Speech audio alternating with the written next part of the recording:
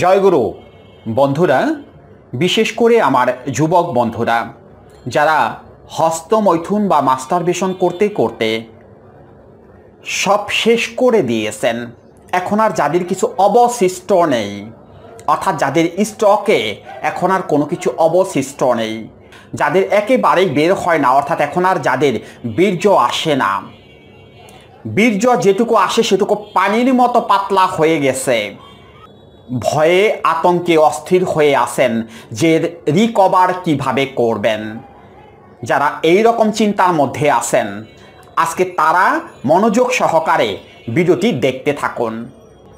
আজকের ভিডিওতে আমি এমন একটি রেমেডি শেয়ার করতে যাচ্ছি যে রেমেডিটি যদি আপনারা সঠিকভাবে সঠিক নিয়মে তৈরি করে 1 মাস সেবন করতে পারেন, তাহলে আপনাদের এই ঘাটতিটা পূরণ হয়ে যাবে, অর্থাৎ নিজেকে আবার ফিরে পাবেন। মনোযোগ সহকারে ভিডিওটি দেখতে থাকুন। যদি শুধুমাত্র ওই রেমেডির কথাটা শুনে রেমেডি সেবন করার চেষ্টা করেন, তাহলে কিন্তু রিকভার হবে না, অর্থাৎ আপনি কিন্তু নিজেকে ফিরে পাবেন না। তাই পুরো ভিডিওটি মনোযোগ সহকারে দেখতে হবে। ভিডিওতে যে কথাগুলো বলি সেগুলো মনোযোগ সহকারে শোনার চেষ্টা করবেন। যদি রিকভার করতে চান, যদি নিজেকে ফিরে পেতে চান, তাহলে মনোযোগ সহকারে ভিডিওটি দেখতে থাকুন। এখন এই যে রেমেডিটি শেয়ার করতেছি বা আজকে আপনাদের বলে দিতেছি, এটা খান রিকভার হয়ে যাবে। হ্যাঁ, রিকভার হয়ে যাবে, কিন্তু যদি আপনি ওই কাজটা থেকে ফিরতে না পারেন, যদি কন্টিনিউ ওটা করে যান, তাহলে তো আপনি রিকভার করতে পারবেন না, তাহলে তো আপনি নিজেকে ফিরে পাবেন না। আপনাকে তো আগে ওইটা বন্ধ করতে হবে, অর্থাৎ ওই যে কাজটা করেন ওই কাজটা তো আগে আপনাকে বন্ধ করতে হবে। বন্ধ করার জন্য কি কোনো ওষুধ আছে যে আপনাকে একটা ওষুধ খাওয়াই দেওয়া হলো আপনি মাস্টারবেশন বা হস্তমৈথুন করবেন না? আছে এরকম কোনো ওষুধ আছে? আজ পর্যন্ত আবিষ্কার হয়েছে এরকম কোনো ওষুধ? না, আবিষ্কার হয়নি, হওয়ার কথাও না, কোনো দিনই আবিষ্কার হবে না। কেন হবে না? কারণ এটা একটা মনের সমস্যা, এটা একটা মনোদৈহিক রোগ। রোগটা মন থেকে সৃষ্টি হয়। আপনি হস্তমৈথুন বা মাস্টারবেশন করেন, এটা মন থেকে করেন। মন কোথায় আছে? তাকে ধরা যায়, ছোঁয়া যায়, স্পর্শ করা যায়? মনকে কখনো ধরা যায় না, ছোঁয়া যায় না, স্পর্শ করা যায় না। তাহলে তার ওষুধটা দেবেন কোথায়? এই যে মন থেকে আপনি হস্তমৈথুন বা মাস্টারবেশন করেন, এর ওষুধটা আপনি দেবেন কোথায়? যদি আপনার লিভারে সমস্যা হতো, যদি কিডনিতে সমস্যা হতো, যদি ব্রেনে কোনো সমস্যা হতো, অর্থাৎ যদি ব্রেন টিউমার হতো, সেটা স্ক্যানিং করলে ধরা যেত এবং তার চিকিৎসা করা যেত। কিন্তু মন তো কোথায় আছে সেটা তো জানিই না আমরা। তাহলে মনের চিকিৎসা করব কি করে? কিভাবে মনের চিকিৎসা করা যাবে? তাহলে কি মনের কোনো চিকিৎসা নেই? হ্যাঁ, মনের চিকিৎসা আছে, সেটাকে কাউন্সেলিং বা সাইকোথেরাপি বলে। অর্থাৎ কথার মাধ্যমে আপনার ব্রেনটাকে নিউট্রাল করে দিতে হবে, আপনার মনকে প্রশান্তিতে নিয়ে আসতে হবে। কথার মাধ্যমে কথা বলে বলে বলে বলে আপনাকে শান্ত করে দিতে হবে। আপনার মধ্যে যেন কোনো খারাপ চিন্তা না আসে, আপনার মধ্যে যেন কোনো বাজে চিন্তা না আসে, সেটা থেকে আপনাকে বিরত রাখতে হবে শুধুমাত্র কথা বলে বলে। কথার মাধ্যমে বুঝিয়ে বুঝিয়ে আপনাকে সঠিক পথে নিয়ে আসতে হবে। সেটাকে কাউন্সেলিং বা সাইকোথেরাপি বলে। এখন হয়তো অনেকেই বলবেন, ভিডিও দেখি, মোটিভেশনাল কথা শুনি, বিভিন্ন জনের ভিডিও দেখি, কিন্তু বের তো হইতে পারতেছি না, এখান থেকে তো ফিরে আসতে পারতেছি না। ফিরে আসতে পারবেন না তো? এরও তো অবশ্যই একটা কারণ আছে, কেন ফিরে আসতে পারতেছেন না। সবাই তো সুন্দর সুন্দর কথা বলে, মোটিভেট করার চেষ্টা করে, কিন্তু সেটাকে ধরে রাখতে পারেন না কেন? দেখা গেল একদিন মোটিভেশনাল ভিডিও দেখেন, মনে মনে কান ধরেন, না এই পথে আর যাব না, এই জঘন্যতম কাজটা আর করবো না, কিন্তু দ্বিতীয় দিনেই আবার সেই বাজে চিন্তাটা আপনার মনের মধ্যে চলে আসে। আপনি সেটাকে কন্ট্রোল করতে পারেন না। কেন পারেন না? পারেন না তার কারণটা হলো, এই যে মোটিভেশনাল ভিডিওগুলো দেখেন, এগুলো দেখতে কোনো টাকা লাগে না, এগুলো দেখতে কোনো টাকা পয়সা খরচ হয় না। সেই জন্য আপনার মনের উপর চাপ সৃষ্টি হয় না। আপনি দেখেন, আবার একদিন পরেই বেমালুম ভুলে যান। সেই জন্য আপনি নিজেকে কন্ট্রোল করতে পারেন না। কিন্তু যখন কাউন্সেলিং বা সাইকোথেরাপি করবেন, ওটা তো টাকা দিয়ে করতে হবে, ওটা তো আপনাকে কেউ ফ্রি করাবে না। যখন টাকা দিয়ে কাউন্সেলিং করবেন, তখন একজন কাউন্সিলর আপনাকে যা বলবে আপনি তাই শুনতে বাধ্য হয়ে যাবেন। ওই যে টাকার একটা যন্ত্রণা আছে, টাকা তো কষ্ট করে ইনকাম করতে হয়, টাকা তো উপর থেকে ঝড় ঝরায়ে পড়ে না।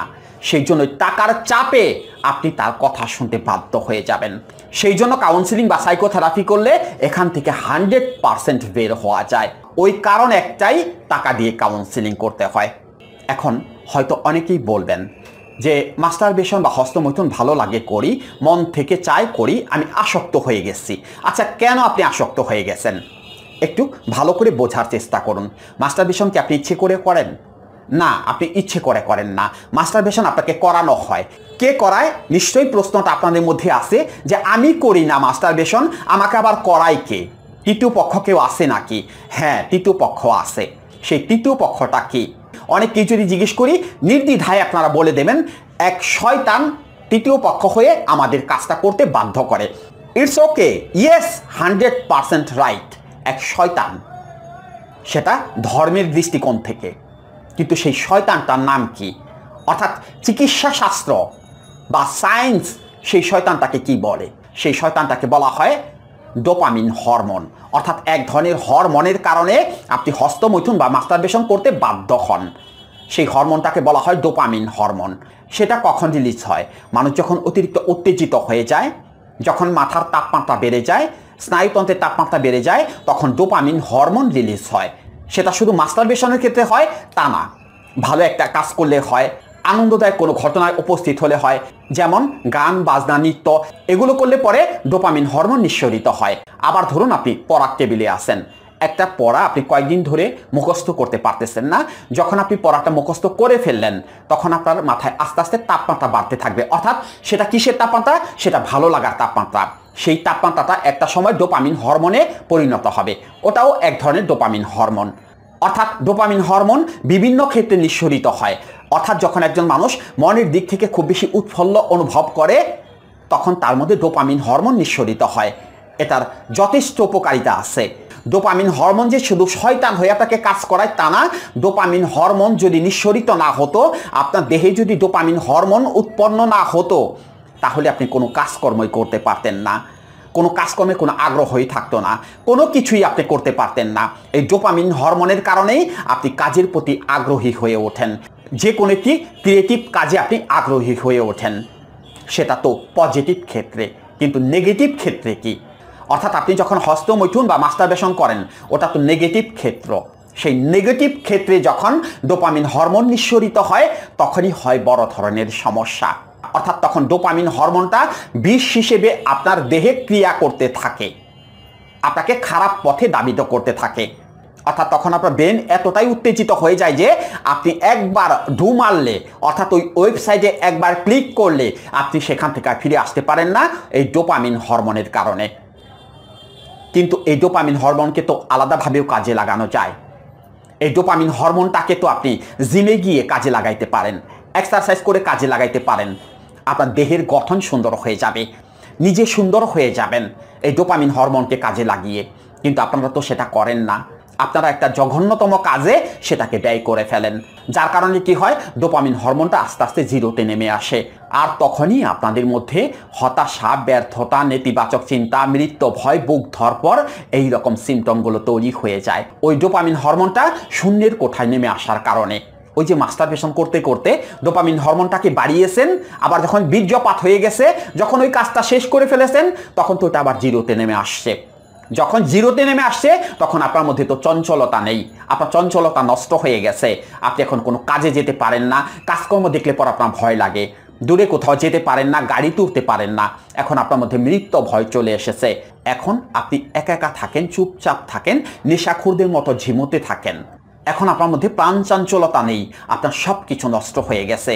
আর ওই যে ওটা শেষ করার কারণে, অর্থাৎ শরীর থেকে মহামূল্যবান জিনিসটা শেষ করার কারণে কি হয়েছে, গিরায় ব্যথা, কোমরে ব্যথা, বসলে উঠতে পারেন না, উঠলে বসতে পারেন না, দাঁড়াই থাকতে পারেন না, মাথাটা চক্কর দেয়, আপনার কলকবজা সব ঢিলে হয়ে গেছে। অর্থাৎ এই যে দেহ নামক মেশিনটা আছে, মেশিনের যে কলকবজাগুলো আছে সেগুলোর ভেতরে তো এখন আর কোনো কিছু নেই। অর্থাৎ ওই যে জেলিটা থাকে সেই জেলিটা তো নেই, জেলিটা তো শেষ করে ফেলেছেন। যতটুকু না উৎপাদন হয়েছে তার চেয়ে বেশি তো সাপ্লাই করে ফেলেছেন। এখন আপনার দেহে তো ওই জেলি অর্থাৎ ওই ক্যালসিয়ামটা নেই, ক্যালসিয়ামটা তো শেষ হয়ে গেছে।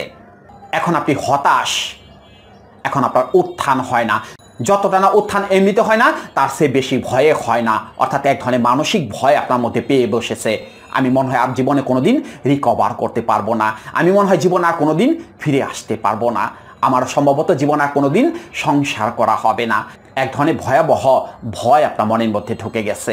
আপনি এখান থেকে বের হয়ে আসতে পারতেছেন না। এখান থেকে বের হয়ে আসতে হবে। আগে এখান থেকে বের হয়ে আসতে হলেই আপনাকে কাউন্সেলিং বা সাইকোথেরাপি করতে হবে। মাস্ট কাউন্সেলিং বা সাইকোথেরাপি আপনাকে করতেই হবে। আপনি যতই নাটক করেন না, যা কিছুই করেন, কাজ হবে না। যতই ভিডিও দেখেন, কাজ হবে না। ফ্রি চিকিৎসায় কখনো রোগী ভালো হয় না। আপনাকে কাউন্সেলিং দাদা ভাই করতেই হবে যদি আপনি নিজেকে এখান থেকে বের করে নিয়ে আসতে চান।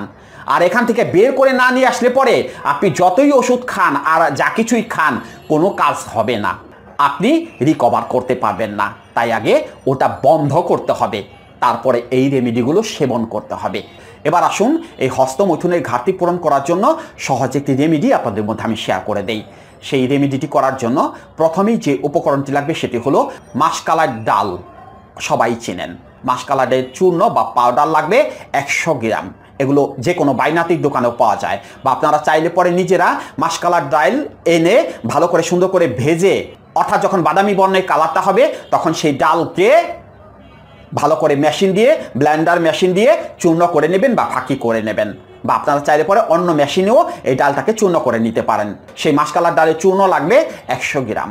দ্বিতীয় যে উপকরণটি লাগবে সেটি হলো অশ্বগন্ধা চূর্ণ বা পাউডার লাগবে 100 গ্রাম।